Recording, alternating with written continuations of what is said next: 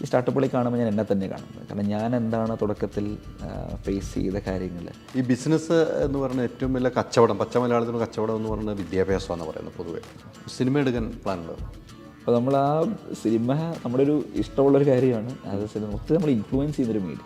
പൃഥ്വിരാജ് തന്നെ പല പ്രാവശ്യം പൃഥ്വിരാജിൻ്റെ 2 സിനിമകളുടെയും പ്രൊമോഷൻ ഇവിടെ നടന്നത്. 2 സിനിമയും സൂപ്പർ ഹിറ്റായി.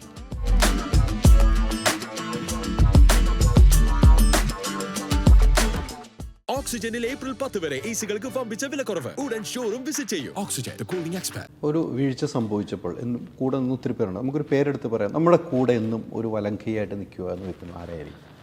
എല്ലാവരും നമുക്ക് വേണ്ടതാണ്. അല്ല, ഇതിനകത്ത് ഏറ്റവും ഇമ്പോർട്ടൻ്റ് എന്ന് പറയുന്ന ഇത് നമുക്ക് ഏറ്റവും കൂടുതൽ മോട്ടിവേഷൻ കിട്ടിയിരിക്കുന്നത് ചാൻസലറുടെ കയ്യിൽ നിന്നാണ്. ഡോക്ടർ ഷൈൻരാജ്. നമുക്ക് ജെയിന് ഒത്തിരി സ്റ്റേറ്റുകളിൽ നിന്ന് യൂണിവേഴ്സിറ്റി തുടങ്ങാൻ ഇൻവിറ്റേഷൻ ഒത്തിരി സ്റ്റേറ്റുകളുടെ ചീഫ് മിനിസ്റ്റേഴ്സ് നമ്മളെ അവിടെ എന്തുകൊണ്ട് ഒരു ക്യാമ്പസ് നിങ്ങൾ തുടങ്ങുന്നില്ല, അല്ലെങ്കിൽ ഇപ്പോൾ നമ്മൾ ജാർഖണ്ഡിൽ വരുന്ന യൂണിവേഴ്സിറ്റിയുടെ ഇൻഫ്രാസ്ട്രക്ചർ വരെ സ്റ്റേറ്റ് ഡെവലപ്പ് ചെയ്ത ഇൻഫ്രാസ്ട്രക്ചറാണ്. അപ്പോൾ സ്റ്റേറ്റ് നമുക്കൊരു ക്യാമ്പസ് പണിത് തരുവാണ് ഞങ്ങളോട് നിങ്ങൾ യൂണിവേഴ്സിറ്റി നടത്താൻ പറഞ്ഞു. അങ്ങനെ നമ്മൾ ഒത്തിരി സ്റ്റേറ്റിലെ CMs നമ്മളോട് ജെയിൻ്റെ ക്യാമ്പസ് വേണം. ജെയിൻ്റെ ഇപ്പം കഴിഞ്ഞ കേലോ ഇന്ത്യ ഗെയിംസ് കഴിഞ്ഞപ്പോൾ ഹോം മിനിസ്റ്ററാണ് നമ്മുടെ ക്യാമ്പസിൽ അമിത്ഷാ വന്നു കഴിഞ്ഞപ്പോൾ അമിത്ഷാ നമ്മളോട് പറഞ്ഞത് ഗുജറാത്തിലെ സ്പോർട്സ് യൂണിവേഴ്സിറ്റി ജെയിൻ ലീഡ് ചെയ്യണമെന്ന്. അപ്പോൾ ആ ഒരു രീതിയിലുള്ള ഇൻവിറ്റേഷൻ നമുക്ക് വെയിറ്റ് ചെയ്യുമ്പോഴാണ് നമ്മൾ കേരളത്തിൽ ഞാനതിന് എൻ്റെ ഒരു ഇൻഫ്ലുവൻസ് ഒന്നും കൂടെ കൂട്ടിക്കും. നമ്മുടെ ഒരു ഹോം സ്റ്റേറ്റിൽ ഒരു കാര്യം ചെയ്യുക എന്നൊരു ഉദ്ദേശത്തോടെ കേരളത്തിൽ വരുന്നു. അപ്പോൾ അവരിങ്ങനെ പ്രശ്നം വരുന്നു. കേരളം ഇത്ര സെൻസിറ്റീവ് ആയതുകൊണ്ടാണ്. പിന്നെ ഞാൻ പറയുന്ന ആദ്യം കുറേ ഇഷ്യൂസൊക്കെ പറഞ്ഞല്ലോ, അവരുടെയൊക്കെ ഒരു ഇൻ്റർഫിയറൻസ് കൊണ്ടാണ് ഇങ്ങനെ ഒരു ഇഷ്യൂയിലേക്ക് വരുന്നത്.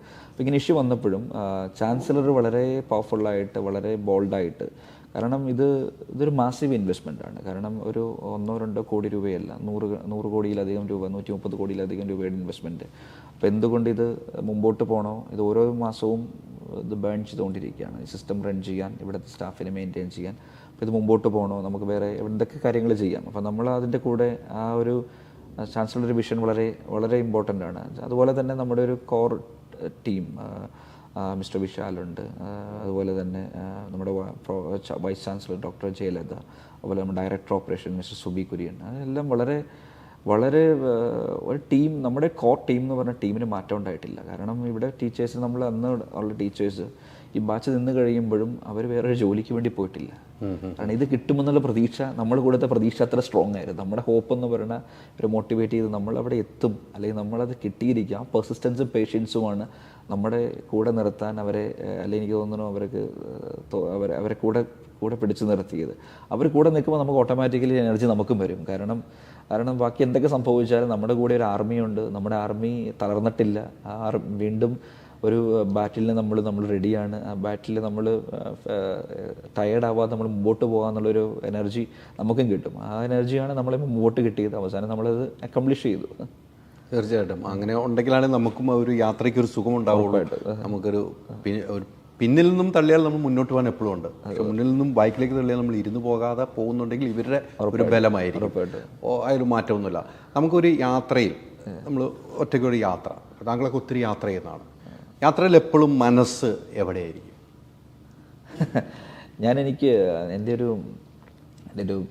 എൻ്റെ പ്രശ്നമായിരിക്കും ചിലപ്പം. ഞാൻ ഒത്തിരി കാര്യങ്ങളിൽ പെട്ടെന്ന് ഡൈവേർട്ട് ചെയ്ത് പോകുന്ന ഒരാളാണ്. കാരണം ചിലപ്പോൾ ഞാൻ പല കാര്യങ്ങൾ, ഞാനിപ്പോൾ ചിലപ്പോൾ സിനിമയെക്കുറിച്ച് ആലോചിക്കാറുണ്ട്, ചിലപ്പോൾ ഒരു ക്രിക്കറ്റ് മാച്ചിനെ കുറിച്ച് ആലോചിക്കാറുണ്ട്, ചിലപ്പോൾ ഞാൻ ഇവിടെ നടക്കുന്നൊരു കാര്യം ആലോചിക്കും, ചിലപ്പോൾ വീട്ടിലെ കാര്യം ആലോചിക്കും. എനിക്ക് അതെൻ്റെ ഒരു പല കാര്യങ്ങളും പെട്ടെന്ന് ഡൈവേർട്ട് ചെയ്ത്, ചിലപ്പോൾ എൻ്റെ സ്കൂളിലെ കാര്യങ്ങൾ ആലോചിക്കും, ചില ഫ്രണ്ട്സിൻ്റെ കാര്യങ്ങൾ ആലോചിക്കും, ചിലപ്പോൾ ഒരു ടൂർ പോയതായിരിക്കും ആലോചിക്കുന്നത്. അങ്ങനെ ഡൈവേർട്ട് ചെയ്ത് പോകുന്ന കാര്യങ്ങളുണ്ട്. പക്ഷേ എന്നാലും ഒരു കോർ ഫോക്കസ്, ഞാൻ കുറച്ച് വർക്കഹോളിക്കാണ്. അപ്പോൾ എൻ്റെ ഒരു കോർ ഫോക്കസ് എന്ന് എപ്പോഴും പറയുന്നത്, എവിടെ വന്ന് നിന്നാൽ അവസാനം വർക്കിൽ വന്ന് നിൽക്കും, അതായത് ജോലിയുടെ കാര്യത്തിൽ വന്ന് നിൽക്കും. ഈ ബിസിനസ് എന്ന് പറയുന്ന ഏറ്റവും വലിയ കച്ചവടം, പച്ച മലയാളത്തിന് കച്ചവടം എന്ന് പറയുന്നത് വിദ്യാഭ്യാസമാണെന്ന് പറയുന്നത് പൊതുവേ. കച്ചവടം എന്ന് പറയുന്നത് പച്ച മലയാളം വാക്കാണത്തെ, അത് വിദ്യാഭ്യാസമാണെന്നാണ് പറയുന്നത്. അങ്ങനെ വിശ്വസിക്കുന്നുണ്ട്? ഞാനതിന് 2 ആംഗിളുണ്ട്. ഒന്ന്, എഡ്യൂക്കേഷൻ ഒരു ട്രേഡ് അല്ലെങ്കിൽ ബിസിനസ് ആണെന്ന് പല രാജ്യങ്ങളും അതിനെ ട്രേഡ്, ഇപ്പോൾ UK എഡ്യൂക്കേഷൻ ഒരു ട്രേഡ് ഐറ്റമാണ് കാണുന്നത്. US അങ്ങനെ കാണുന്നുണ്ട്. അവിടുത്തെ ഒരു ഫോറിൻ എക്സ്ചേഞ്ച് അല്ലെങ്കിൽ അവരുടെ കറൻസി അല്ലെങ്കിൽ അവരുടെ GDP-യിലേക്ക് കോൺട്രിബ്യൂട്ട് ചെയ്യുന്ന ഒരു നല്ലൊരു ഐറ്റമാണ് ഫോറിൻ സ്റ്റുഡൻസിൻ്റെ ഇൻകം എന്ന് പറയുന്നത്. അത് നല്ല കാര്യം. രണ്ട് കാര്യം ഞാൻ പറയാം. ഒന്നെന്ന് പറയുന്നത് ആ ഒരു ആംഗിളിൽ കാണുന്നത് കൊണ്ടാണ് വേൾഡ് ക്ലാസ് ആയുള്ള ഇൻസ്റ്റിറ്റ്യൂഷൻസ് പ്രൈവറ്റ് സെക്ടറിലും അല്ലെങ്കിൽ പബ്ലിക് സെക്ടറിലും ഡെവലപ്പ് ചെയ്യാൻ അവർക്ക് പറ്റിയത്. കാരണം അതിനെ ഒരു കറക്റ്റായിട്ട് ROI അല്ലെങ്കിൽ റിട്ടേൺ ഓഫ് ഇൻവെസ്റ്റ്മെൻറ്റ് മോണിറ്റർ ചെയ്ത് അതിൻ്റെ ഒരു ഡിസിപ്ലിൻ എൻഷുർ ചെയ്ത് അതിനെ ഒന്ന് മെയിൻറ്റെയിൻ ചെയ്ത് അത് റെഗുലറായിട്ട് മോണിറ്റർ ചെയ്ത് ചെയ്യുന്നത് കൊണ്ടാണ് ഒരു സ്വകാര്യ ബിസിനസ്സിലേ അത് നടക്കുകയുള്ളൂ. നമ്മുടെ പല പബ്ലിക് സെക്ടർ അണ്ടർടേക്കിങ്ങിലും പല കാര്യങ്ങളും നടക്കാറില്ല. നമുക്കറിയാം ഒത്തിരി സെക്ടറുണ്ട്, ഞാനത് മെൻഷൻ ചെയ്യുന്നില്ല. അപ്പോൾ അതൊരു ഒരു സൈഡ്. രണ്ടാമത്തെ സൈഡ് എന്ന് പറയുന്നത് ഒരു ബിസിനസ്സായിട്ട് കൺസിഡർ ചെയ്യുമ്പോൾ തന്നെ അതിനൊരു നോബിൾ കൗസും കൂടെയുണ്ട്. കാരണം it's A business at the same time we R serving the society. കാരണം എഡ്യൂക്കേഷൻ ഒരു ബേസിക് നീഡ് നമ്മൾ സെർവ് ചെയ്യുകയാണ്. കാരണം ഒരു സ്റ്റുഡൻറ്റിനെ എഡ്യൂക്കേറ്റ് ചെയ്യുക, അവരെ പഠിപ്പിച്ച് പാസ്സാക്കുക, അല്ലെങ്കിൽ അവർ ഒരു എംപ്ലോയബിൾ ആക്കുക, ഒരു ജോലി മേടിച്ച് ഒരു ഇൻകം ജനറേറ്റ് ചെയ്യാവുന്ന രീതിയിലേക്ക് അവരാക്കിയെടുക്കുക എന്ന് പറഞ്ഞാൽ ഒരു നോബിൾ കൗസാണ് അല്ലേ? അതെ അതെ. അത് നമ്മളിപ്പോൾ ഒരു കാറ് വാങ്ങുമ്പോൾ നമ്മൾ സ്പെൻഡ് ചെയ്യുന്നുണ്ട്. കാറ് വാങ്ങുമ്പോൾ നമ്മളൊരു 10 ലക്ഷം രൂപ അല്ലെങ്കിൽ 7 ലക്ഷം രൂപ കൊടുത്ത് ഒരു കാറ് വാങ്ങുമ്പോൾ നമ്മൾ പൈസ കൊടുത്ത് കാറ് വാങ്ങുന്നു. ആ കാർ എന്തിനാണ് വാങ്ങുന്നത്? നമുക്ക് ലക്ഷറിക്ക് വേണ്ടി അല്ലെങ്കിൽ നമുക്ക് കംഫർട്ടിന് വേണ്ടി, നമ്മൾ ട്രാവൽ ചെയ്യാൻ വേണ്ടി. അപ്പോൾ അത് നമ്മൾ ബിസിനസ് ആണെങ്കിൽ അതിനെക്കുറിച്ച് നമ്മൾ ചൂണ്ടിക്കാണിക്കാറില്ല. അതിൽ കൂടുതൽ ആ കാറ് വാങ്ങാൻ നമ്മളെ എലിജിബിൾ ആക്കുന്നത് എന്താ? നമ്മുടെ ഇൻകമാണ് എലിജിബിൾ.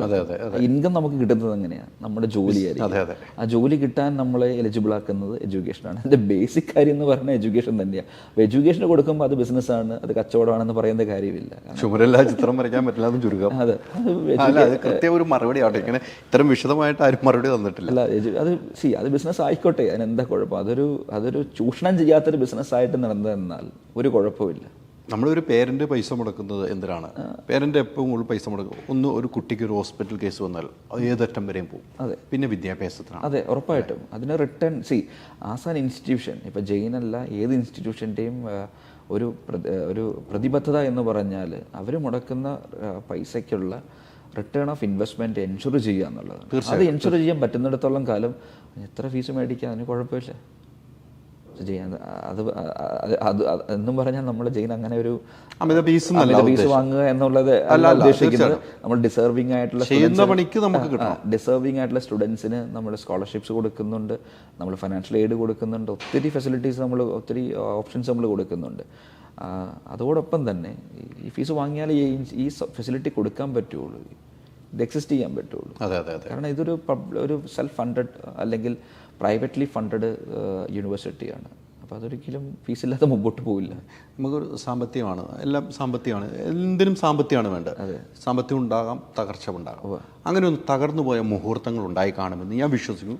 ചിലപ്പോൾ ഉണ്ടാകാതിരിക്കാം. അങ്ങനെ ഉണ്ടാകുമ്പോൾ നമുക്ക് ഇനി ഇത് വേണോ, ഇനി നമ്മൾ മുന്നോട്ട് പോകാൻ കഴിയുമോ, അങ്ങനെ ഒരു ചിന്താഗതിയൊക്കെ ഉണ്ടായിട്ടുണ്ടോ? എനിക്ക് അങ്ങനെ ഒരിക്കലും, അതെൻ്റെ ഒരു ഡിഗ്രിയുടെ പ്രത്യേകതയായിരിക്കും. എനിക്ക് അങ്ങനെ ഒരിക്കലും വേണോ അല്ലെങ്കിൽ ഗീവ് അപ്പ് ചെയ്യുക എന്നുള്ളൊരു എനിക്കൊരിക്കലും എൻ്റെ മനസ്സിൽ തോന്നിയിട്ടില്ല. ഒരിക്കൽ പോലും ഞാൻ ഒരു കാര്യവും ഗീവ് അപ്പ് ചെയ്തിട്ടില്ല, അത് എന്ത് കാര്യത്തിലാണെങ്കിലും. അപ്പോൾ ആ ഒരു ഫയർ എനിക്കുള്ളത് കൊണ്ടാണ് ഞാൻ പല സിറ്റുവേഷൻസും ചലഞ്ചസും ഫേസ് ചെയ്തിട്ടുണ്ട്. ആ ഒരു ഫയറാണ് എന്നെ മുമ്പോട്ട്, അതായത് ഞാനിപ്പോഴും പറയും, നമ്മുടെ ഈ ടീമിനെ മീറ്റ് ചെയ്യുമ്പോൾ, ഇഷ്യൂസ് നടക്കുമ്പോൾ ടീമിനെ മീറ്റ് ചെയ്യുമ്പോൾ നമ്മൾ കൊടുക്കുന്ന ഒരു അഷുറൻസ് എന്ന് പറഞ്ഞാൽ എന്തൊക്കെ സംഭവിച്ചാലും ഈ ഒരു ഡോറ് ഒരു ദിവസം പോലും അല്ലെങ്കിൽ ഈ ഗേറ്റ് ഒരു ദിവസം പോലും അടച്ചിടാൻ നമ്മൾ സമ്മതിക്കില്ലെന്ന്. കാരണം അതൊരു ഓവർ കോൺഫിഡൻറ്റോടെ പറയുന്ന അല്ലെങ്കിൽ ഒരു അരഗൻസോടെ പറയുന്ന ഒരു കാര്യമായിരിക്കും. പക്ഷേ അതെന്താണെന്ന് വെച്ചാൽ അരഗൻസോ ഓവർ കോൺഫിഡൻസോ അവിടെ പറഞ്ഞില്ലെങ്കിൽ ഇവരുടെ ഹോപ്പ് പോവും. കാരണം കേരളത്തിൽ ഒരിക്കലും നമുക്ക് പറയാൻ പറ്റില്ല. കാരണം വലിയ പ്രസ്ഥാനങ്ങൾ വരെ കൊടി പിടിച്ച് പൊട്ടിച്ച സ്ഥലത്താണ്. ഒരു പെട്ടിക്കട പോലും നമുക്ക് ലൈസൻസ് ഇല്ലാതെ നടത്താൻ പറ്റാത്ത സ്ഥലത്താണ്. ഒരു യൂണിവേഴ്സിറ്റി ഞാൻ പറയുകയാണ്, ഇത് ഒരിക്കൽ പോലും അടച്ചിടില്ലെന്ന് പറയുന്നത് ഒരു ഓവർ കോൺഫിഡൻസോ ഒരു അരഗൻസ്. പക്ഷെ അത് കൊടുത്തില്ലെങ്കിൽ നമ്മുടെ ടീം ഡീമോട്ടിവേറ്റഡ് ആവും. പക്ഷെ അതെന്തോ ഒരു എനർജി നമ്മളെ കൊണ്ട് പറയിപ്പിക്കുന്നു. പിന്നെ അത് കുറേ ദൈവാനുഗ്രഹം അല്ലെങ്കിൽ നമ്മുടെ കൂടെ നിൽക്കുന്നവരുടെ പ്രാർത്ഥന, പിന്നെ നമ്മൾ ചെയ്യുന്ന ഒരു കാര്യങ്ങളിൽ അതിനകത്തൊരു നമ്മുടെ ഒരു മോട്ടീവ് വളരെ കറക്റ്റായതുകൊണ്ട് അത് ഒരിക്കലും end of the day fail ആവില്ല. നമ്മൾ ചലഞ്ചസ് ഉണ്ടാകാം, നമ്മൾ ഒത്തിരി പരാജയങ്ങൾ ചിലപ്പോൾ കണ്ടേക്കാം. പക്ഷേ അൾട്ടിമേറ്റ് വിൻ എന്ന് പറയുന്നത് നമ്മുടെ മോട്ടീവ് കറക്റ്റാണെങ്കിൽ നമ്മൾ വിൻ ചെയ്തിരിക്കുക തന്നെ ഉണ്ടാവും. അതിനകത്ത് ഓരോ പരാജയങ്ങൾ നമ്മൾ പഠിക്കുന്നത് എങ്ങനെ പരാജയപ്പെടരുത് എന്നുള്ളതാണ് നമ്മൾ പഠിക്കുന്നത്.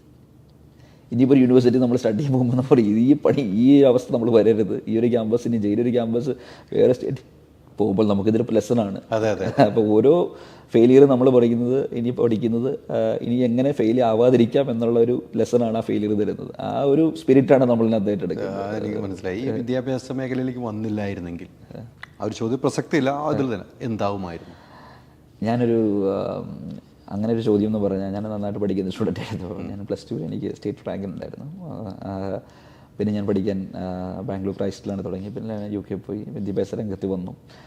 ഞാനൊരു അഗ്രികൾച്ചർ ഫാമിലി എന്നുള്ള, എൻ്റെ ഫാദർ ഒരു പൈനാപ്പിൾ പ്ലാന്ററായിരുന്നു. അപ്പോൾ ഫാദർ ഇപ്പം റിട്ടയർഡായി. ഞാൻ ആക്റ്റീവായിട്ട് പ്ലാന്റേഷനിലുണ്ട്. ഞാൻ പ്ലാന്ററാവുമെന്ന് എനിക്ക് ഉറപ്പം പറയാൻ പറ്റില്ല. എന്നാൽ ഇപ്പം ഞാനതൊരു ക്രേസിൻ്റെ പുറത്ത് പ്ലാന്റേഷൻ കീപ്പ് ചെയ്യുന്നു. ഇപ്പോഴും ഉണ്ട്. നമുക്കൊരു ഏകദേശം 500 ഏക്കറോളം. എവിടെയാണ്? പത്തനംതിട്ട പ്ലാന്റേഷൻസ് ഉണ്ട്. അപ്പം അല്ലെങ്കിൽ ഞാനൊരു ജോലിയിൽ എൻഡപ്പ് ചെയ്തേക്കാം, പക്ഷേ എനിക്കറിയില്ല എവിടെ ചെല്ലുമെന്ന്. പക്ഷേ എന്നാലും ഈ നമ്മുടെ ഒരു നേച്ചർ, അല്ലെങ്കിൽ എൻ്റെ ഒരു നേച്ചർ എന്ന് പറഞ്ഞാൽ കുറച്ച് ഒരു ഓൺട്രപ്രണറിയൽ നേച്ചറാണ്. കാരണം ഞാൻ ഉറപ്പായിട്ടും ഞാൻ ഏതെങ്കിലും ഒരു ഓൺട്രപ്രണർഷിപ്പിലേ വന്ന് നിൽക്കുകയുള്ളൂ. ഒരു എൻഡ് ഓഫ് ദ ഡേ കുറേ ജോലിയിൽ ബന്ധപ്പെടാൻ ചാൻസ് വളരെ കുറവുണ്ട്. സന്തോഷം വരുമ്പോൾ ഏറ്റവും കൂടുതൽ ചെയ്യുന്നത് എന്താണ്? സന്തോഷം വരുമ്പോൾ ഏറ്റവും കൂടുതൽ ചെയ്യുന്നത് അത് മറ്റൊരു ഷെയർ ചെയ്യും. അതാണ് ചെയ്യാറുള്ളത്. ദുഃഖം വരുമ്പോഴോ? അതും ഷെയർ ചെയ്യും. രണ്ട് ഷെയർ. അങ്ങനെ ഷെയർ ചെയ്യാൻ വിശ്വസിക്കുന്ന എത്ര പേരുണ്ടാവും? ഒത്തിരി പേരുണ്ട്. എൻ്റെ ഇമ്മീഡിയറ്റ് ഫാമിലി, എൻ്റെ ഭാര്യയുണ്ട്, അതുപോലെ തന്നെ എൻ്റെ അടുത്ത സുഹൃത്തുക്കളുണ്ട്. ഇവരൊക്കെയാണ് നമ്മൾ ഷെയർ ചെയ്യുന്നത്. കൂടെ നിന്നിട്ട് ചതിച്ചവരുണ്ടോ? ഉറപ്പായിട്ടും.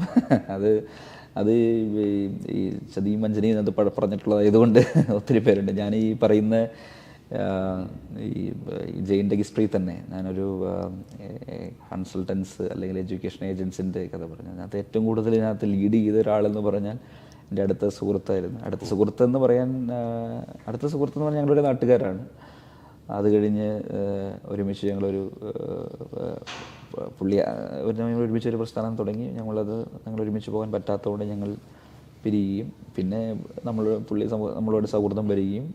അപ്പോൾ ഇങ്ങനെ ഒരു ഓപ്പർച്യൂണിറ്റി നമ്മൾ കൊടുക്കാതെ വരുമ്പോൾ അതിനെതിരെ വീണ്ടും കൊടി പിടിച്ചു. എനിക്ക് അങ്ങനെ മുമ്പോട്ട് പോയി. പിന്നെ നമ്മളത് മൈൻഡ് ചെയ്യുന്നില്ല. കാരണം നമ്മൾ അവരോട് ഫൈറ്റ് ചെയ്യാനോ അവരോട് മൈൻഡ് ചെയ്ത് അതിനൊക്കെ ഏറെ ബോധമിടാവേണ്ട ആവശ്യം നമുക്കില്ല. നമ്മൾ നമ്മുടെ കാര്യങ്ങളിൽ കോൺസെൻട്രേറ്റ് ചെയ്യുക, ഫോക്കസ് ചെയ്യുക എന്നുള്ളതാണ് നമ്മൾ നോക്കുന്നത്. അങ്ങനെ ഒത്തിരി എക്സാമ്പിൾസ് ഉണ്ടാവും കേട്ടോ. കാരണം പക്ഷേ അതിനെക്കുറിച്ച് നമ്മൾ സ്റ്റക്കാവേണ്ട ആവശ്യമില്ല. വളർച്ചയിൽ അസൂയ ഉള്ളവർ ഒത്തിരി ഇല്ലേ? ഉണ്ടാകാം. അവരോട് എന്താണ് പറയാനുള്ളത്? എനിക്ക് അവരോട് അങ്ങനെ പ്രത്യേകിച്ച് അങ്ങനെ ഒത്തിരി വളർന്നു എന്നൊരു ഫീലിംഗ് എനിക്കില്ല. കാരണം ഓരോ ദിവസവും ഓരോ ചലഞ്ചസ് ഉള്ളത് കൊണ്ട് അങ്ങനെ ഒരു വളർച്ചയാണോ വളർച്ചയും കൂടി ഒരു മിക്സഡ് ഫീലിംഗ് ആണോ എന്ന് എനിക്കറിയില്ല. അപ്പോൾ അതുകൊണ്ട് എനിക്ക് തോന്നുന്നു ഓരോ ദിവസവും വെല്ലുവിളികൾ വരുന്നത് നല്ലൊരു നമ്മൾ അധികം വളർന്നു എന്നൊരു ഫീലിംഗ് നമുക്കും വരാതിരിക്കുന്നത് നല്ലതാണ്. കാരണം ഓരോ ദിവസവും ഓരോ പുതിയ ചലഞ്ചസ് വരുന്നു, അത് ഫേസ് ചെയ്യുക, അല്ലെങ്കിൽ അത് മീറ്റ് ചെയ്യുക, അല്ലെങ്കിൽ അതൊരു നല്ലൊരു ഇപ്പം ഞാൻ പലപ്പോഴും ഒത്തിരി ഞാനിപ്പോൾ 7-8 സ്റ്റാർട്ടപ്പുകളിൽ ആക്റ്റീവായിട്ട് ഇൻവെസ്റ്റ് ചെയ്തിട്ടുണ്ട്. അപ്പോൾ 8-9 സ്റ്റാർട്ടപ്പുകളുണ്ട്. അപ്പോൾ ഈ സ്റ്റാർട്ടപ്പുകളൊക്കെ ശരിക്കും പറഞ്ഞാൽ ഞാനത് ഇൻവെസ്റ്റ് ചെയ്യാനുള്ള കാരണം ശരിക്കും പറഞ്ഞാൽ എനിക്കത് എൻ്റെ ഓൺ വെഞ്ചേഴ്സ് അല്ലെങ്കിൽ ഇപ്പോൾ ഈ ഒരു റെസ്പോൺസിബിലിറ്റിയോടെ എനിക്ക് സെറ്റിലാകാം, അല്ലെങ്കിൽ അധികം ഒന്നും പോകണ്ടാത്ത ഒരു സിറ്റുവേഷനാണ് എൻ്റെ. പിന്നെ ഞാൻ ഈ സ്റ്റാർട്ടപ്പുകളിൽ കാണുമ്പോൾ ഞാൻ എന്നെ തന്നെ കാണുന്നത്. കാരണം ഞാൻ എന്താണ് തുടക്കത്തിൽ ഫേസ് ചെയ്ത കാര്യങ്ങൾ, അല്ലെങ്കിൽ ഇവരെന്തൊക്കെ കടന്നു പോകുന്ന ജേർണി, അല്ലെങ്കിൽ അവരെന്തൊക്കെയാണ് ഫേസ് ചെയ്യുന്നത്, എനിക്ക് എന്നെ തന്നെ കാണാൻ പറ്റും. അപ്പം അവർക്ക് എനിക്കന്നൊരു ഗൈഡൻസ് തരാനോ അല്ലെങ്കിൽ നല്ലൊരു അഡ്വൈസ് തരാനോ അങ്ങനത്തെ ഒരു സിസ്റ്റം, അന്നൊരു സ്റ്റാർട്ടപ്പ് സിസ്റ്റം അത്രേ മെച്യൂർഡ് അല്ലായിരുന്നു. അല്ലെങ്കിൽ എനിക്ക് അതിനുള്ള റൈറ്റ് ആക്സസ് ഇല്ലായിട്ടായിരിക്കാം, അല്ലെങ്കിൽ റൈറ്റ് ആൾക്കാരെ എനിക്ക് കണ്ടുപിടിക്കാൻ പറ്റാത്തതായിരിക്കും. അപ്പോൾ ഇന്ന് ഞാനത് ഓരോ റെസ്പോൺസിബിലിറ്റി ഏറ്റെടുത്ത് കഴിയുമ്പോൾ, ഈ ഓരോ ചലഞ്ചസും ഈ ഓരോ റെസ്പോൺസിബിലിറ്റി ഏറ്റെടുത്ത് കഴിയുമ്പോൾ ഞാൻ കാണുന്നത് എന്നെ തന്നെ കാണും. കാരണം ഞാനത് കോൺഷ്യസ്ലി ഞാൻ ഏറ്റെടുക്കുന്ന റെസ്പോൺസിബിലിറ്റിയാണ്. അത് വേണമെങ്കിൽ എന്നോട് എപ്പോഴും ഞങ്ങൾ വീട്ടിൽ തന്നെ കോൺവെർസേഷൻ ഉണ്ടാകുമ്പോൾ പറയാറുണ്ട്. പക്ഷേ എൻഡ് ഓഫ് ദ ഡേ അതിന് ഒരു ബിസിനസ് ആംഗിളുണ്ട്. ആ ബിസിനസ് ആംഗിൾ എന്ന് പറഞ്ഞാൽ നമുക്ക് വേണമെങ്കിൽ ആ ഹെഡേക്ക് എന്തിനാണ്, നമുക്ക് ഹെഡേക്ക് ആവശ്യമുണ്ടോ എന്നാൽ നമ്മളത് ഏറ്റെടുക്കുക. ഇനി എന്ത് വേണമെന്നുള്ള ആഗ്രഹം മുന്നോട്ടുള്ള ജീവിതം? അല്ല, ഇത് മുമ്പോട്ട് എൻ്റെ ഒരു ബിസിനസ് ചെയ്യുക, പൈസ ഉണ്ടാക്കുന്നതിൻ്റെ ഉപരി നമ്മളിതിനകത്ത് ഏറ്റവും കൂടുതൽ ഒരു ഇമ്പാക്റ്റ് ഉണ്ടാക്കുക എന്നുള്ളതാണ്. ഐ മേക്ക് ആൻ ഇമ്പാക്റ്റ് എന്ന് പറയുന്നത് ഞാൻ മുമ്പോട്ട് കാണുന്ന ഒരു കോൺസെപ്റ്റ് എന്ന് പറയുന്ന I make an impact, IMI എന്ന് പറയുന്ന ഒരു നെറ്റ്വർക്ക്. ആ നെറ്റ്വർക്ക് പല ചാപ്റ്റേഴ്സ് ഉണ്ടാവും. ആ ചാപ്റ്റേഴ്സ് പല ഭാഗത്തുനിന്നുള്ള ചാപ്റ്റേഴ്സ് ആയിരിക്കും. അതിനകത്ത് ഒരു ബിസിനസ്സുകാർ മാത്രമല്ല, ചിലപ്പോൾ ഒരു ചായക്കടക്കാരനായിരിക്കാം, അല്ലെങ്കിൽ കർഷകനായിരിക്കാം, അല്ലെങ്കിൽ ഒരു ഹൗസ് വൈഫ് ആയിരിക്കാം. അവരെല്ലാം ഒരു ഇമ്പാക്റ്റ് ഉണ്ടാക്കുന്നവർ. ആ ഇമ്പാക്റ്റ് എന്ന് പറഞ്ഞാൽ വളരെ പോസിറ്റീവ് ഇമ്പാക്റ്റ് ഉണ്ടാക്കി അവർ ചെയ്യുന്ന കാര്യങ്ങളിൽ ബിസിനസ് ചെയ്യുന്നവർ മാത്രം, അല്ലെങ്കിൽ ലക്ഷങ്ങൾ ശമ്പളം വാങ്ങുന്നവർ മാത്രമല്ല നല്ല ആൾക്കാർ, അല്ലെങ്കിൽ അവർ മാത്രമല്ല റെസ്പെക്റ്റ് ഡിസർവ് ചെയ്യുന്നത്. എല്ലാവരും അവരുടെ ജോലി ചെയ്യുമ്പോൾ റെസ്പെക്റ്റ് ഡിസർവ് ചെയ്യുന്നുണ്ട്. അവരുണ്ടാക്കുന്ന ഇമ്പാക്റ്റും ആ ഇൻഫ്ലുവൻസും മറ്റുള്ളവരെയും ഇൻഫ്ലുവൻസ് ചെയ്യാൻ പറ്റണം. അങ്ങനെ ഒരു പോസിറ്റീവായിട്ട് ചിന്തിക്കുന്ന കുറേ ആൾക്കാരുടെ ഒരു നെറ്റ്വർക്ക് ഉണ്ടാക്കണം എന്നുള്ളതാണ് അടുത്ത നമ്മുടെ ഡ്രീം. അതായത് IMI എന്ന് പറയും, ഐ മേക്ക് ആൻ ഇമ്പാക്റ്റ് എന്ന് പറയുന്ന ഒരു നെറ്റ്വർക്ക്. അത് നമ്മൾ കുറച്ച് അതിൻ്റെ തോട്ട് പ്രോസസ്സൊക്കെ നടന്നുകൊണ്ടിരിക്കുകയാണ്. അപ്പോൾ അത് നമ്മൾ വിഷ്വലൈസ് ചെയ്യുന്ന IMIക്ക് പല ചാപ്റ്റേഴ്സ് വരുന്നു. US അതുപോലെ തന്നെ UK പല ചാപ്റ്റേഴ്സ്, ഇന്ത്യയിൽ തന്നെ പല ചാപ്റ്റേഴ്സ്. വലിയൊരു കമ്മ്യൂണിറ്റി വരുന്നു. ഈ കമ്മ്യൂണിറ്റി എന്ന് പറയുന്നത് മിക്സ് ഓഫ് കമ്മ്യൂണിറ്റിയാണ്. അങ്ങനൊരു മിക്സഡ് കമ്മ്യൂണിറ്റി ഇല്ല. നമുക്കൊരു വെർച്വലി ഫേസ്ബുക്കോ അല്ലെങ്കിൽ ഇൻസ്റ്റയൊക്കെ ഉണ്ടായിരിക്കാം, പക്ഷേ ഇതൊരു ലിങ്ക്ഡിൻ തന്നെ എനിക്ക് തോന്നുന്നു ഒരു വളരെ കുറച്ചും കൂടെ ഒരു സോഫിസ്റ്റിക്കേറ്റഡ് ആയിട്ടുള്ള ആൾക്കാരുടെ ഒരു കമ്മ്യൂണിറ്റിയാണ്. പക്ഷേ ഇതെന്ന് പറയുന്നത്, ഞാൻ ഉദ്ദേശിക്കുന്ന കമ്മ്യൂണിറ്റി എന്ന് പറയുന്നത് വളരെ താഴെത്തട്ടിലുള്ളവർ വരെ നന്നായിട്ട് ഒരു സൊസൈറ്റിയിൽ ഒരു നല്ലൊരു ഇമ്പാക്റ്റ് ഉണ്ടാക്കണമെന്ന് ആഗ്രഹിക്കുന്നവർ, അവരുടെ നല്ല സ്റ്റോറീസ് മറ്റുള്ളവർക്ക് ഷെയർ ചെയ്യുക, മറ്റുള്ളവരെ പോസിറ്റീവായിട്ട് ചിന്തിക്കുക. ഇപ്പം ഞാനത് പറയാൻ ഒത്തിരി കാര്യം എന്ന് പറഞ്ഞാൽ ഒത്തിരി സൂയിസൈഡ് കഥകൾ, അല്ലെങ്കിൽ പറയുന്ന വളരെ എഡ്യൂക്കേറ്റഡ് ആൾക്കാരുടെ കഥകൾ, ഈ അടുത്തിടയ്ക്കായിട്ടൊക്കെ ഒത്തിരി സ്റ്റോറീസ് നമ്മൾ പത്രത്തിൽ തന്നെ വായിക്കുന്നുണ്ട്. അങ്ങനെയുള്ള ഒരു ഇൻസിഡൻസൊക്കെ മാറ്റി വളരെ ഹാപ്പി ആയിട്ട് ആൾക്കാർ ജീവിക്കുന്ന ഒരു സൊസൈറ്റിയെ ക്രിയേറ്റ് ചെയ്യാൻ വളരെ പോസിറ്റീവായിട്ട് തിങ്ക് ചെയ്യുന്ന ഒരാൾക്കാരുടെ നെറ്റ്വർക്ക്, അതാണ് നമ്മളടുത്ത് നമ്മുടെ ഒരു ഡ്രീം പദ്ധതി, സ്വപ്ന പദ്ധതിയാണ്. ബാക്കിയെല്ലാം ബിസിനസ് ആസ് യൂഷ്വൽ ആണ്. ഇപ്പോൾ പല സ്റ്റാർട്ടപ്പുകൾ, നമ്മൾ ഒരു ദിവസം ഇപ്പോൾ സിനിമയ്ക്ക് കഥ വരുന്ന പോലെയാണ് നമുക്ക് സ്റ്റാർട്ടപ്പുകളുടെ ഐഡിയ വരുന്നത്. ഓരോ ദിവസം ഒരു 5 സ്ക്രിപ്റ്റ് വരുന്ന പോലെ 5 പിച്ചുകൾ വരും. നമുക്കതിൻ്റെ ഓഫീസ് ഉണ്ട്, അത് വെറ്റ് ചെയ്ത് നമ്മൾ വളരെ സെലക്റ്റഡ് ആയിട്ടുള്ള ഒരു മാസത്തിലൊന്നോ അല്ലെങ്കിൽ 2 മാസം കൂടുമ്പോൾ ഒരെണ്ണത്തിൽ നമ്മൾ പിച്ച് ഇൻവെസ്റ്റ് ചെയ്യും.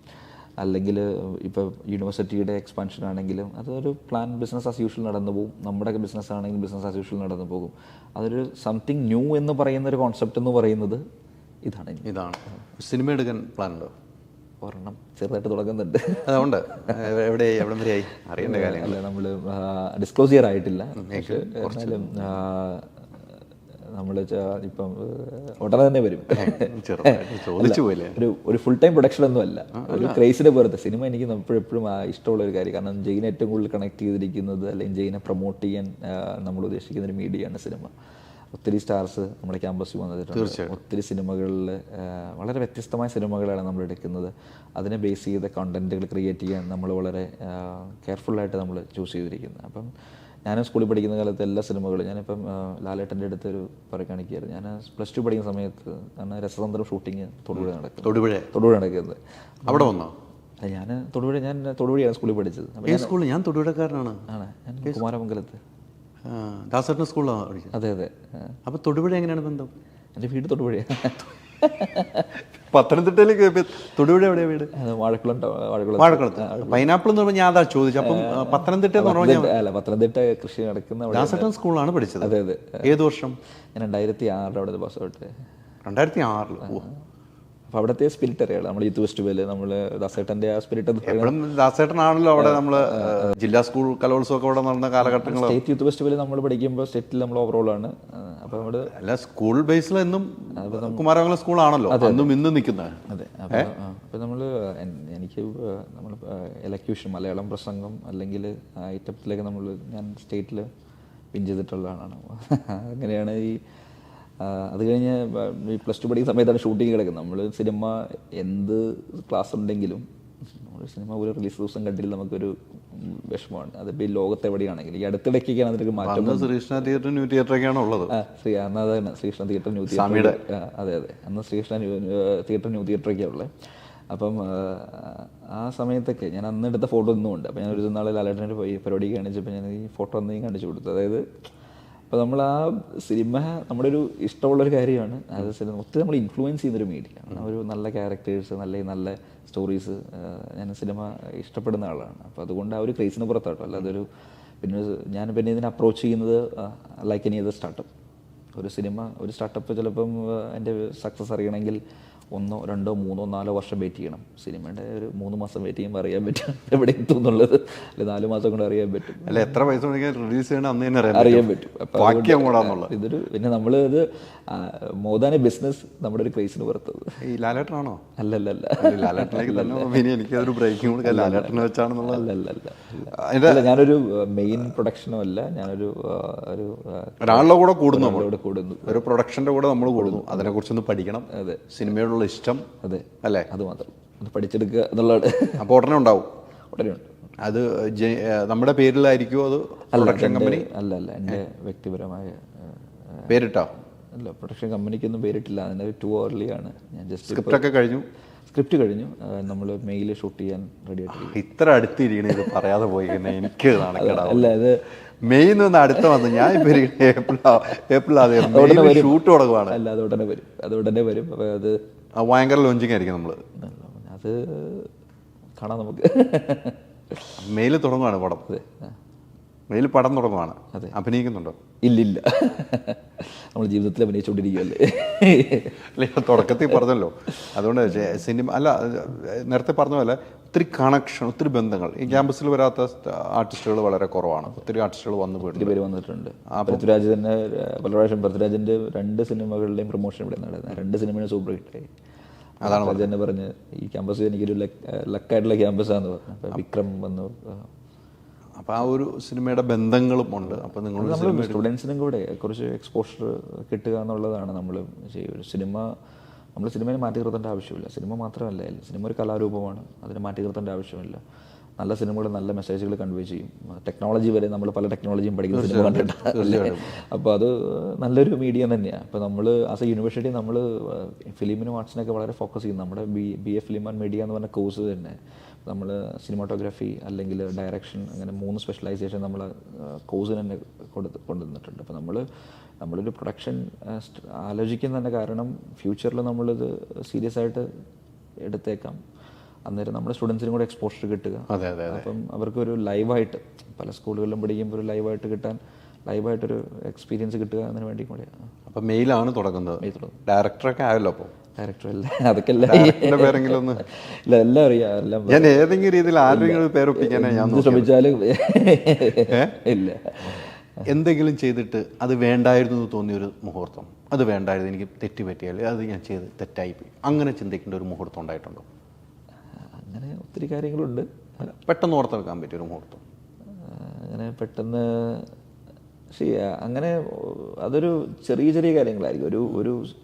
ഒരു മേജർ ഡിസിഷൻ എടുത്ത് തെറ്റായിപ്പോയെന്ന് അല്ല, അത് കുറച്ചും കൂടെ ബെറ്റർ ആക്കാമെന്ന് തോന്നാൽ അത് തെറ്റായിപ്പോയെന്ന് തോന്നിയിട്ടില്ല. മേജർ ഡിസിഷൻ അല്ലെങ്കിൽ ചെറിയ കാര്യങ്ങൾ ഉറപ്പായിട്ടും അത് അയ്യോ വേണ്ടായിരുന്നു. ചിലപ്പോൾ ഒരാളോട് ചിലപ്പം ദേഷ്യപ്പെട്ട് സംസാരിച്ചതായിരിക്കും, അല്ലെങ്കിൽ ഒരാളോട് എന്തെങ്കിലും പറഞ്ഞതായിരിക്കും, അല്ലെങ്കിൽ നമ്മളൊരു മെയിൽ അയച്ചതായിരിക്കാം, അല്ലെങ്കിൽ ചെറിയ എന്തെങ്കിലും ഒരു പരിപാടിക്ക് പോയതായിരിക്കാം, പോകാത്തതായിരിക്കാം, എന്തെങ്കിലും ആയിക്കോട്ടെ. അങ്ങനെ ചെറിയ കാര്യങ്ങൾ നമുക്കത് വേണ്ടായിരുന്നു, അല്ലെങ്കിൽ അത് വേണ്ട, വേറെ എന്തെങ്കിലും ചെയ്യാമെന്ന് തീരുമാനിക്കും. പക്ഷേ മേജർ ഡിസിഷൻ എപ്പോഴും നമ്മൾ ആലോചിച്ചാണ് ഡിസിഷൻ എടുക്കുന്നത്. അപ്പോൾ നമ്മളതിൻ്റെ പ്രോസ് ആൻഡ് കോൺസ് ഒക്കെ ആലോചിച്ചാണ് വളരെ സമയമെടുത്ത ഡിസിഷൻ എടുക്കുന്നത്. അപ്പോൾ അതൊരിക്കലും തെറ്റിപ്പോയി എന്നതിൽ കുറച്ചും കൂടി ബെറ്റർ ആക്കാമെന്ന് ചിലപ്പോൾ അതിൻ്റെ ഒരു റെസ്പോൺസ് കഴിയുമ്പോൾ, അല്ലെങ്കിൽ അതിൻ്റെ ഒരു കാര്യം നമ്മളതിൻ്റെ ഒരു റിയാക്ഷൻ കിട്ടിക്കഴിയുമ്പോൾ നമുക്ക് കുറച്ചുകൂടി ബെറ്റർ ആക്കാമെന്ന് തോന്നിയിട്ടുണ്ട്. ഒരു തീരുമാനം എടുക്കുമ്പോൾ ഒന്ന് ആലോചിക്കുമോ? അത് നമ്മൾ എടുക്കാൻ പോവുകയാണ്, ആ തീരുമാനം നടപ്പിലാക്കാൻ പോവാണ്, അത് പെട്ടെന്ന് ആലോചിച്ച് തീരുമാനിക്കുമോ? അത് ആരോടെങ്കിലും ഒന്ന് ഷെയർ ചെയ്യുക. ഞാൻ എൻ്റെ ജീവിതത്തിലെ ഏറ്റവും കൂടുതൽ ആലോചിക്കുന്നതും സംസാരിക്കുന്നതും എൻ്റെ ഏറ്റവും അടുത്ത സുഹൃത്തും ഞാൻ നമ്മുടെ ഓപ്പറേഷൻസ് കേട്ടിരിക്കുന്ന മിസ്റ്റർ സുബിയാണ്. സുബി ഇന്ന് ഇവിടെ ഇല്ല. സുബിയായിട്ടാണ് ഏറ്റവും കൂടുതൽ ഞാൻ എൻ്റെ വൈഫിനെ കൂടുതൽ സംസാരിക്കുന്ന സുബിയായിട്ടായിരിക്കും. അപ്പം ഞാനൊരു ദിവസം എനിക്ക് തോന്നുന്ന ഒരു മിനിമം 2 മണിക്കൂറെങ്കിലും പലപ്പോഴായിട്ട് സംസാരിക്കും. ഞാൻ വേറെ അധികം കൊളീഗ്സിനോടോ സ്റ്റാഫ് മെമ്പേഴ്സിനോടോ സംസാരിക്കാറില്ല, ഒരു കാര്യവും സംസാരിക്കാറില്ല. Only through Subi. അല്ലെങ്കിൽ അങ്ങനെയാണ് എനിക്കൊരു കംഫർട്ട് ലെവൽ കിട്ടുന്നതും, അല്ലെങ്കിൽ എനിക്കൊരു അഡ്വൈസ്, അല്ലെങ്കിൽ അത് വേണ്ട, അത് എൻ്റെ ഒരു ആ തിങ്കിങ് ലൈൻ അറിയാവുന്നത് സുബിക്കാണ് അല്ലേ? അല്ല, ഞാനിവിടെ വരുമ്പോൾ താങ്കൾ ആദ്യമായിട്ടാണ്, ഇന്നാണ് കാണുന്നത്. പല പരിപാടികളും ഈ സിനിമാ പ്രോഗ്രാമിലൊക്കെ താങ്കളുടെ കമ്പനി സ്പോൺസർഷിപ്പൊക്കെ ഉണ്ടാവും, ജയിനുണ്ടാവും, കാണാൻ പറ്റില്ല. ഇവിടെ വന്ന് കണ്ടപ്പോൾ എൻ്റെ വ്യൂവിലുള്ള ഒരാളെ അല്ല താങ്കൾ. വളരെ സിമ്പിളാണ്, സിമ്പിളാണ്. അല്ല, വളരെ സിമ്പിളാണ്. നമുക്കൊരു സ്റ്റുഡൻറ്റ് അല്ലെങ്കിൽ നമ്മളൊരു സുഹൃത്ത് എന്താണെന്നറിയില്ല, ഭയങ്കര അറ്റാച്ച് ആകുന്ന ഒരു വ്യക്തി, അങ്ങനെയുള്ള ഒരു വ്യക്തിയാകുമ്പോൾ ഇത്തരം ഒരു ബിസിനസ് കൊണ്ടുപോകാൻ എളുപ്പമാണെന്നാണ് എനിക്ക് തോന്നുന്നത്, വിദ്യാഭ്യാസം കൊണ്ടുപോയാൽ. എൻ്റെ ഒരു സ്കില്ലെന്ന് പറയുന്ന ഒരു പീപ്പിൾ സ്കില്ലാണ്. അതായത് ആളുകളെ ഇങ്ങനെ കയ്യിലെടുക്കാൻ എനിക്ക് പറ്റും. അത് എനിക്ക് മനസ്സിലായി. അപ്പോൾ ഒരു പീപ്പിൾ സ്കില്ലാണ്. പീപ്പിൾ സ്കില്ലെന്ന് പറയുന്നത് ഇന്നത്തെ സ്കിൽ സെറ്റ്. അപ്പം നമ്മൾ പലപ്പോഴും വിദ്യാഭ്യാസം എന്ന് പറഞ്ഞാൽ ഇപ്പം എൻ്റെ ഒരു ഡെഫിനേഷൻ എന്ന് പറയുന്നത് വിദ്യാഭ്യാസത്തിൻ്റെ, നമുക്ക് ഒരു നോളജ് അക്യൂർ ചെയ്യാൻ വേണ്ടി ഒരിക്കലും ഒരു യൂണിവേഴ്സിറ്റിയിൽ ഇപ്പോൾ പോകേണ്ട ആവശ്യമില്ല. സ്കൂൾ ലെവലിൽ പോകണം. അല്ലെങ്കിൽ ഇപ്പോൾ സ്കൂളിൽ പോലും വിടാതെ പിള്ളേരെ വീട്ടിലിരുത്തി പഠിപ്പിക്കുന്ന സിസ്റ്റം വരെ ആയിക്കൊണ്ടിരിക്കുന്നു. അപ്പോൾ അതിനുശേഷം ഒരു യൂണിവേഴ്സിറ്റിയിലോ കോളേജിലോ പോകേണ്ട ആവശ്യമില്ലാതെ ആയിക്കൊണ്ടിരിക്കുക. കാരണം ഡിവൈസുകളിൽ എനിക്ക് വേണ്ടതെല്ലാം എൻ്റെ ഡിവൈസിലുണ്ട്. ഞാൻ ഒരിക്കലും ഒരു യൂണിവേഴ്സിറ്റി പോകണ്ട. പിന്നെ എന്താ യൂണിവേഴ്സിറ്റി കൊടുക്കേണ്ടത് അല്ലെങ്കിൽ ഒരു ഇൻസ്റ്റിറ്റ്യൂഷൻ കൊടുക്കേണ്ടതെന്ന് പറയുന്നത് ഈ പുതിയ ലോകത്തിന് വേണ്ട പുതിയ സ്കിൽ സെറ്റുകൾ പ്രാക്ടീസ് ചെയ്യാനുള്ള കോൺഫിഡൻസാണ് കൊടുക്കേണ്ടത്. പുതിയ സ്കിൽ സെറ്റുകൾ പഠിപ്പിക്കണമെന്നും പറയുന്നില്ല, പ്രാക്ടീസ് ചെയ്യാനുള്ള കോൺഫിഡൻസ്. അതാണ് എൻ്റെ എഡ്യൂക്കേഷനെ കുറിച്ചുള്ള ഡെഫിനേഷൻ. അപ്പോൾ ആ ഒരു രീതിയിലായിരിക്കണം സ്റ്റുഡൻസിനെ ഡീൽ ചെയ്യേണ്ടത്, അല്ലെങ്കിൽ നമ്മുടെ കരിക്കുലം ഡെവലപ്പ് ചെയ്യേണ്ടത്. ഇപ്പോൾ ഈ സ്കിൽ സെറ്റുകൾ പലപ്പോഴും മാറിക്കൊണ്ടിരിക്കും. ഈ പുതിയ ലോകത്തിൻ്റെ പുതിയ സ്കിൽ സെറ്റ് എന്ന് പറഞ്ഞാൽ ഒരു ഡിഫൈൻഡ് ആയിട്ടുള്ള സ്കിൽ സെറ്റുകളില്ല. നമ്മൾ പണ്ട് കേട്ടുള്ള കോഡിങ്, അല്ലെങ്കിൽ നമ്മൾ ഇത് പഠിക്കണം, അല്ലെങ്കിൽ മാത്തമാറ്റിക്സ് ഫോമുല പഠിക്കണം, അതല്ല. ഇപ്പോൾ പീപ്പിൾ സ്കില്ല് വളരെ റെലവൻ്റ് ആയിട്ടുള്ളൊരു ഞാനിപ്പോൾ അടുത്തിടെ ഫോബ്സ് ഒരു ടോപ്പ് 10 സ്കിൽ സെറ്റ്സ് പബ്ലിഷ് ചെയ്തു. ആ ഫോബ്സ് ഇറക്കിയ ടോപ്പ് 10 സ്കിൽ സെറ്റ്സിൽ 10 സ്കിൽ സെറ്റ്സിലെ എല്ലാം തന്നെ പീപ്പിൾ സ്കില്ലുമായിട്ട് റിലേറ്റഡ് ആയിട്ടുള്ളതാണ്. അത് ability to work with others. എനിക്ക് മറ്റുള്ളവരായിട്ട് വർക്ക് ചെയ്യാൻ പറ്റിയില്ലെങ്കിൽ ഞാനൊരു പെർഫോമർ ആയാലും യാതൊരു കാര്യമില്ല. അല്ലെങ്കിൽ leadership, work as A leader. Work as A leader എന്ന് പറയുന്നത് വളരെ റെലവൻ്റ് ആയിട്ടുള്ള സ്കിൽ സെറ്റാണ്. അല്ലെങ്കിൽ നമ്മൾ ഐഡിയേഷൻ ഇന്നോവേഷൻ, ഇത് ഐഡിയേഷൻ ഇന്നോവേഷനൊക്കെ എവിടെ നിന്നാണ് വരുന്നത്? ഈ ഒരു പീപ്പിൾ സ്കില്ലിൽ നിന്ന് വരുന്നതാണ്. അപ്പോൾ എൻ്റെ ഏറ്റവും റെലവൻ്റ് എനിക്ക് തോന്നുന്നത്, എനിക്ക് ടെക് സ്കില്ലിനേക്കാളും എനിക്ക് ഏറ്റവും റെലവൻ്റ് എനിക്ക് പീപ്പിൾ സ്കില്ല് ഞാൻ ബിലീവ് ചെയ്യുന്ന ആളാണ്. പിന്നെ I believe that we need great people four great organisations. കാരണം നമ്മളിപ്പോഴുള്ള ഇൻഡസ്ട്രിയിൽ മിഷണറീസ് അല്ല ഡീൽ ചെയ്യുന്നത്. നമ്മൾ ഡീൽ ചെയ്യുന്നത് ഹ്യൂമൻസിനോടാണ്, അവരുടെ ഇമോഷൻസിനോട്, അവരുടെ സെൻറ്റിമെൻറ്റ്സിനോട്, അല്ലെങ്കിൽ അവരുടെ കാലിബറെ എങ്ങനെ നമ്മൾ യൂട്ടിലൈസ് ചെയ്യാൻ പറ്റും, അല്ലെങ്കിൽ അവരുടെ കാലിബറെ നമ്മളെങ്ങനെ യൂട്ടിലൈസ് ചെയ്യാമെന്നല്ല ഉദ്ദേശിക്കുന്നത്, നമ്മൾ അവരെങ്ങനെ വേണ്ട രീതിയിൽ നമുക്ക് ഓർഗനൈസേഷന് വേണ്ടി യൂട്ടിലൈസ് ചെയ്യാൻ പറ്റും, അല്ല അവർക്ക് എങ്ങനെ ഒരു പ്രൊഫഷണൽ എസ്റ്റീം കൊടുക്കാൻ പറ്റും. ഇതൊക്കെയാണ് നമ്മൾ പഠിക്കേണ്ട കുറേ കാര്യങ്ങൾ. അതിന് പീപ്പിൾ സ്കില്ല് വളരെ ഇമ്പോർട്ടൻ്റ് ആണ്. അതാണ് ഏറ്റവും കൂടുതൽ ബിലീവ് ചെയ്യുന്ന കാര്യം. തീർച്ചയായിട്ടും ഒത്തിരി സന്തോഷം. നമ്മൾ കുറേ കാര്യം സംസാരിച്ചു തോന്നുന്നു. നമുക്ക് എല്ലാം യൂണിവേഴ്സിറ്റിയെ കുറിച്ച് സംസാരിച്ച് പറഞ്ഞു നമ്മൾ സിനിമയെത്തി, നമ്മൾ എല്ലാത്തിലും എത്തിയെന്ന് തോന്നുന്നു അല്ലേ? നമ്മളൊരു അഭിമുഖമായിട്ടൊന്നും എനിക്ക് തോന്നിയിട്ടില്ല. സിനിമയെത്തി വളരെ കാഷ്വലായിട്ട്. ഞാൻ ഇപ്പോൾ ഒത്തിരി ഇൻ്റർവ്യൂസ് ഇപ്പം യൂണിവേഴ്സിറ്റിയായിട്ട് ബന്ധപ്പെട്ട് കൊടുക്കുന്നത് വളരെ ഫോർമൽ ഇൻ്റർവ്യൂ. അപ്പോൾ ഇന്ന് നമ്മൾ ഡേറ്റ് ഇന്നല്ല തീരുമാനിച്ചപ്പോൾ ഞാൻ ജസ്റ്റ് ഇന്ന് സാറ്റർഡേ ആയതുകൊണ്ട് ഒരു സാറ്റർഡേ മോഡൽ ടീഷർട്ട് ഇട്ടാണ് വന്നപ്പോൾ റോക്കിനെ വിളിച്ച് പറഞ്ഞപ്പോൾ ഞാൻ പറഞ്ഞത് ഞാൻ ടീഷർട്ടാണ്. കാഷ്വൽ കോൺവെർസേഷൻ അല്ലേ, അപ്പോൾ നമുക്ക് അതിൻ്റെ ഒരു വെൽ ഡ്രസ്ഡിൻ്റെ ഒന്നും ആവശ്യമില്ല. ആ രീതിയിൽ ഇങ്ങനെ വന്നത് എനിക്ക് അങ്ങനെ കണ്ടപ്പോഴാണ് താങ്കളോട് ഒന്നും കൂടി ഇഷ്ടം തോന്നി. നമ്മൾ വന്ന് കാണുന്ന ഒരു ക്യാമ്പസിൽ വലിയൊരു ചെയർമാനെ കാണാൻ വരുന്നു, എം ഡിയെ കാണാൻ വരുന്നു, അതൊരു സൂട്ടും കൂട്ടൊക്കെ ചെയർമാൻ എം ഡി ഒന്നും അല്ല, ഇട്ടിരിക്കുന്ന ഒരാൾ എന്നൊക്കെയല്ലേ ഉള്ളൂ. നമ്മളെ കുറിച്ച് കേട്ടിട്ടുണ്ടെങ്കിലും കണ്ടിട്ടില്ലല്ലോ. അപ്പം നമ്മൾ ചുമ്മാ സംസാരിച്ചു കുറേ നേരം, ഒരു സുഹൃത്തെന്ന നിലയിൽ കുറച്ച് സംസാരിച്ചു എന്നാണ് എനിക്ക് തോന്നുന്നത്. ഉറപ്പായിട്ടും ഞാൻ കോൺവെർസേഷൻ വളരെ നന്നായിട്ട് എൻജോയ് ചെയ്തു. കാരണം വളരെ വ്യത്യസ്തമായൊരു ആംഗിൾ. കാരണം നമ്മൾ യൂണിവേഴ്സിറ്റിയെക്കുറിച്ച് പറഞ്ഞാലും നമ്മൾ പല രീതിയിൽ ട്രാവൽ ചെയ്തു. പിന്നെ പ്രത്യേകിച്ചും പഴയ റിപ്പോർട്ടർ ഫ്ലാഷ് ബാക്കൊക്കെ ഉള്ളത് കൊണ്ട് എനിക്ക് സംസാരിക്കാൻ കുറച്ച് ത്രില്ലായി. അതല്ലേ? അപ്പോൾ ഒത്തിരി സന്തോഷം. ഇനിയും ഒത്തിരി ഉയരങ്ങളിലേക്ക് വരണം. നിങ്ങളുടെ എല്ലാ സ്വപ്നങ്ങളും സഫലമാകട്ടെ. ആ യാത്രയിൽ ഞങ്ങളും കൂടെ ഉണ്ടാവും എന്ന് ഉറപ്പ്. തെറ്റുകൾ പറ്റാതെ ജീവിതത്തിൽ നല്ലത് മാത്രം ചെയ്ത് മുന്നോട്ട് പോകുമ്പോഴാണ് ഒരു വിജയം ഉണ്ടാകുന്നത് ഒരാൾക്ക്. ആ വിജയമാണ് ഇപ്പോഴും നിങ്ങളിവിടെ എത്തിച്ചിരിക്കുന്നത്. ആ വിജയമാണ് നിങ്ങളെ ടോമിൻ്റെ ഇൻ്റർവ്യൂ എടുക്കാൻ എന്നെ ഇവിടെ എത്തിച്ചത്. കാരണം ഈ സ്ഥാപനത്തിനെതിരെ ദൂരെ വാർത്തകൾ റിപ്പോർട്ട് ചെയ്തുകൊണ്ടിരുന്ന ഞാൻ നിങ്ങളൊരു നേട്ടം കണ്ടപ്പോൾ അത് എല്ലാം സത്യമായി തിരിഞ്ഞപ്പോൾ അവിടെയും വന്ന് എനിക്കൊരു ഇൻ്റർവ്യൂ എടുക്കാൻ കഴിയും. Thank you. അതും ദൈവനിശ്ചയമാണ്. Thank you so much. Thank U.